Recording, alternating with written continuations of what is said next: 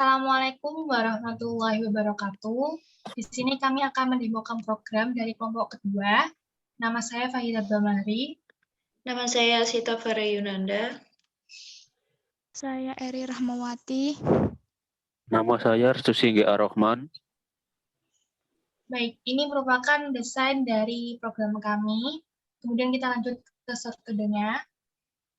Pertama, kita import terlebih dahulu Java.io Buffer Reader, Java.io Buffer Writer, Java.io IO Exception, kemudian Input Stream Reader, Output Stream Writer, Server Socket, kemudian Unicorn Host Exception, Logging Level, Logging Logger, dan GOpsPin.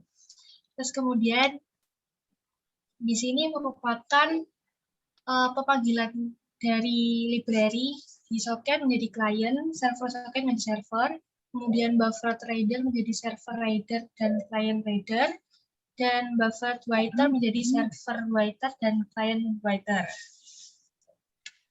Terus kemudian di sini adalah dari JB Send Exam Performance. Jadi jika tombol send-nya diklik, maka akan mengakses ini, yaitu pertama adalah jika button send diklik, maka akan menjalankan perintah untuk mendapatkan teks yang diinputkan oleh user.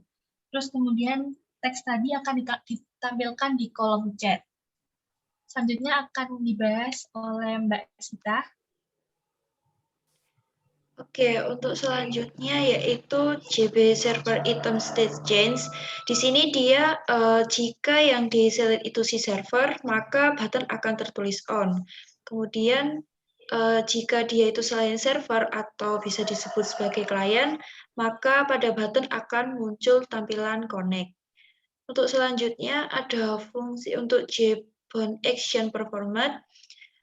Jika dia klien itu sudah connect, maka button connect-nya akan terganti menjadi disconnect dan akan memanggil fungsi client connection. Sedangkan pada pihak server, setelah button on nanti diklik, maka akan berubah menjadi button off. Untuk selanjutnya akan dijelaskan oleh Mbak Eri. Selanjutnya yaitu Private Void Client Connection. Setelah pilih button connect, maka akan memunculkan JOption pane untuk memasukkan IP sehingga soket terhubung antar server dan klien. Selanjutnya yaitu Private Void Read Connection. Read Connection merupakan fungsi untuk pembacaan dari pesan yang terhubung antara klien dan server dengan menghubungkan servernya sesuai dengan IP dari klien. Selanjutnya dijelaskan oleh Restu.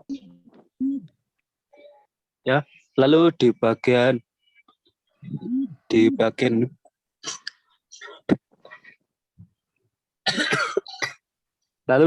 private void disconnect by clean itu akan berfungsi untuk menonaktifkan koneksi antar pengguna, lalu kemudian button akan kembali menjadi connect. Lalu di private void stopped by server ini berfungsi untuk memberhentikan server jika server disconnect dan secara otomatis button akan kembali menjadi on.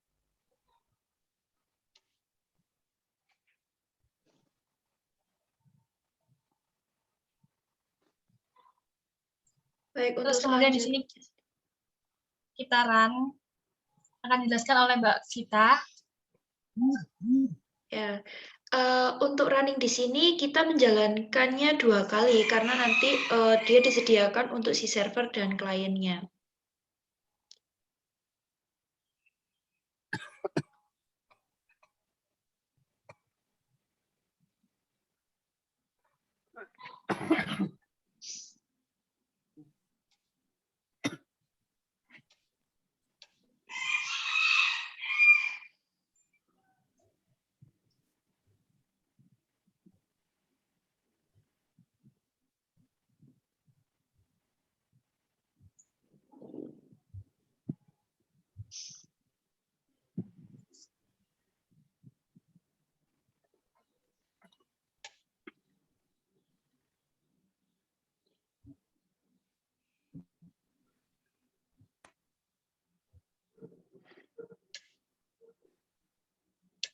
Baik, di sini sudah terlihat dua tampilan. Jadi di sisi kiri nanti dia sebagai server, untuk sisi kanannya nanti dia sebagai kliennya. Baik, jadi untuk si kliennya itu secara otomatis dia connect, dan untuk si servernya dia harus di-off-kan dulu. Diklik on. Nah, kemudian si kliennya ini nanti dia akan memasukkan IP address-nya. IP address-nya itu 127.0.0.1. Ini setelan default. Klik OK. Dan secara otomatis si server dengan si klien ini terkoneksi. Kemudian kita isi untuk nama si servernya seumpama server. Oke, sekarang kita bisa berkirim pesan untuk si servernya seumpama halo.